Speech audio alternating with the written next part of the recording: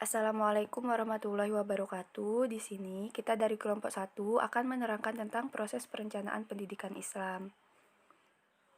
Sebelumnya, perkenalkan nama anggota kelompok kita. Yang pertama adalah Muhammad Azhar Pramuji, yang kedua Nila Oktaviana Rohmawati, yang ketiga Silvi Audina Ahda, yang keempat Putri Septiani Eka Irwanti.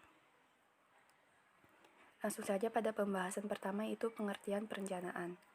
Perencanaan sendiri berasal dari kata plan yang artinya rencana, rancangan, maksud, dan niat.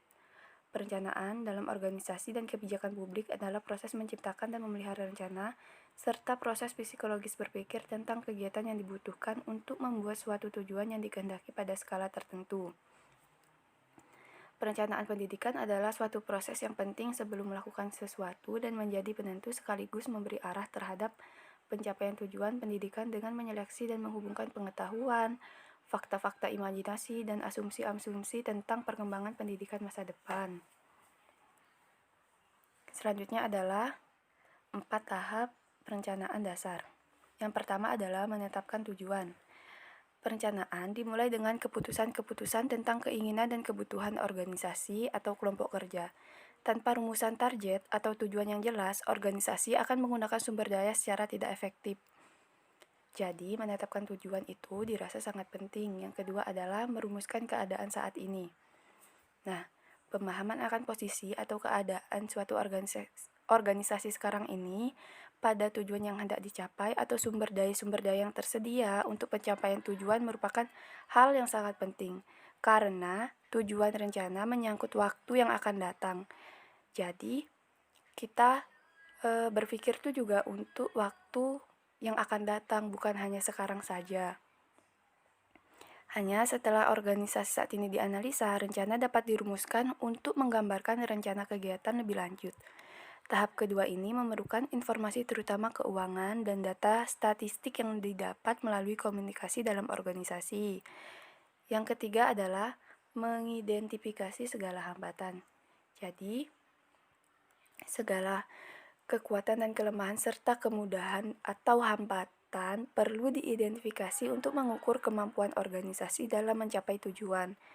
Oleh karena itu, perlu diketahui faktor-faktor lingkungan dan di luar lingkungan yang dapat membantu organisasi mencapai tujuannya atau yang mungkin menimbulkan masalah. Walaupun sulit dilakukan, antisipasi keadaan masalah dan kesempatan serta ancaman yang mungkin terjadi di waktu mendatang adalah bagian esensi dari proses perencanaan. Yang terakhir adalah mengembangkan rencana atau serangkaian kegiatan untuk pencapaian tujuan. Pada tahap terakhir ini, dalam proses perencanaan meliputi pengembangan berbagai alternatif kegiatan untuk pencapaian tujuan, penilaian alternatif-alternatif tersebut, dan pemilihan alternatif terbaik paling memuaskan di antara berbagai alternatif yang ada. Selanjutnya yaitu tentang alasan perlunya perencanaan. Adanya perencanaan dibuat untuk melihat program-program yang dipergunakan untuk meningkatkan kemungkinan pencapaian tujuan-tujuan di waktu yang akan datang, sehingga dapat meningkatkan pengambilan keputusan yang lebih baik. Ada dua alasan mengapa perlunya perencanaan. Yang pertama yaitu protective benefit dan yang kedua positive benefit. Yang pertama, protective benefit, yaitu perencanaan dibuat untuk mengurangi kemungkinan terjadinya kesalahan dalam pembuatan keputusan. Sehingga dalam membuat suatu perencanaan harus berhati-hati dalam mengambil keputusan. Dan yang kedua, positive benefit. Perencanaan dibuat untuk meningkatkan kesuksesan pencapaian tujuan organisasi. Jadi, dalam membuat perencanaan harus mampu merealisasikannya dengan pemikiran-pemikiran yang positif terlebih dahulu, dengan penuh perhitungan dan berbagai kegiatan yang positif yang akan dilakukan pada nantinya. Kelebihan dan kelemahan perencanaan.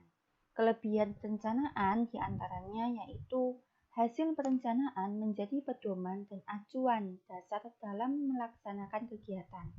Yang kedua, perencanaan bisa memudahkan pengawasan terhadap kegiatan yang dilakukan. Dan yang ketiga, perencanaan bisa meminimalisir kesalahan yang mungkin akan terjadi. Yang keempat, kegiatan setiap unit manajemen lebih bisa terorganisir. Selanjutnya, ancaman dan hambatan yang mungkin akan terjadi bisa diprediksi dan diatasi. Dan yang terakhir, membantu menempatkan tanggung jawab secara lebih jelas dan tepat. Kemudian, kelemahan dari perencanaan. Yang pertama, pekerjaan yang tercakup dalam perencanaan mungkin berlebihan pada kontribusi nyata.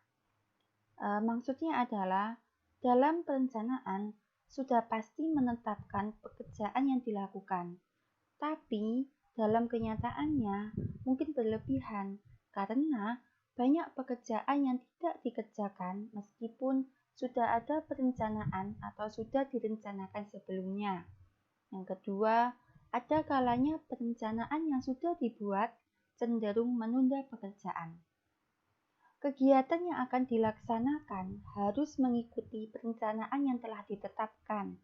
Namun, di saat kita bisa mengerjakan pekerjaan saat ini juga, tetapi karena sudah ditetapkannya sebuah perencanaan, sehingga terjadi penundaan kegiatan.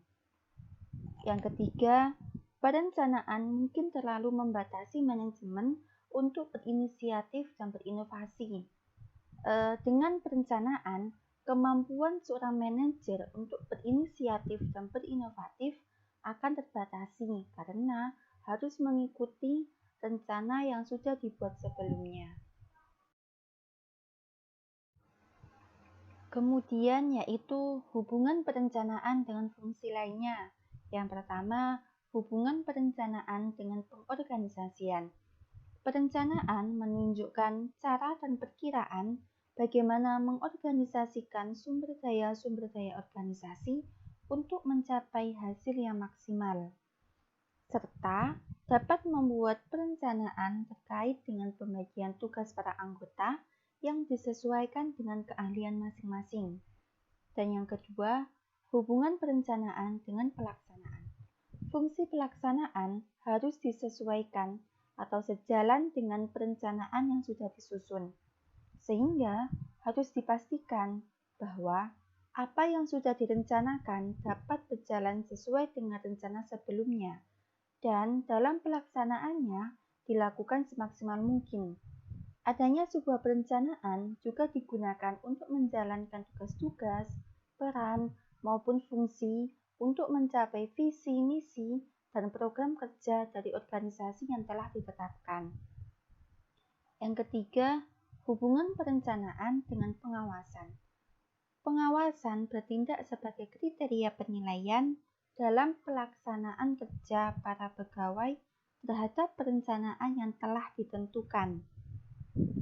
Perencanaan menetapkan sasaran dan tujuan untuk organisasinya, sedangkan pengawasan memastikan pencapaian dari perencanaan yang telah dibuat. Oleh karena itu, jika ada permasalahan yang terjadi, maka perlu dicek dan direncanakan ulang. Baik, selanjutnya saya akan menjelaskan tentang perencanaan strategik. Banyak para ahli yang berpendapat tentang definisi perencanaan strategik. Yang pertama yaitu menurut Kerzner, perencanaan strategik atau strategic planning adalah sebuah alat manajemen yang digunakan untuk mengelola kondisi saat ini untuk melakukan proyeksi kondisi di masa depan. Yang kedua menurut Norman, perencanaan strategik adalah suatu kegiatan untuk menentukan rencana pengembangan jangka panjang perusahaan dengan suatu cara tertentu, didasarkan atas semua fakta yang tersedia dalam hubungannya dengan tujuan akhir perusahaan dan cara-cara yang akan ditempuh untuk mencapainya. Menurut Johnson Cass Rosenzweig, perencanaan strategik adalah proses penentuan sasaran utama, kebijakan yang mengatur pengadaan dan pendayagunaan sumber-sumber serta strategi yang mengatur pengadaan dan pendayagunaan sumber untuk pencapaian tujuan. Dari beberapa pendapat para ahli di atas, penulis mengambil sebuah kesimpulan bahwa perencanaan strategik atau strategic planning adalah proses memutuskan atas program yang akan dilakukan organisasi dengan mengidentifikasi apa yang seharusnya dan apa yang dapat dilakukan, serta sebuah petunjuk bagi organisasi dari kondisi yang sedang dihadapi sampai kepada kondisi beberapa tahun ke depan atau masa depan demi pencapaian tujuan yang maksimal dan sesuai dengan yang diinginkan. Yang selanjutnya yaitu proses perencanaan strategik. Proses perencanaan strategik yang pertama yaitu perumusan dan penetapan misi dan tujuan umum.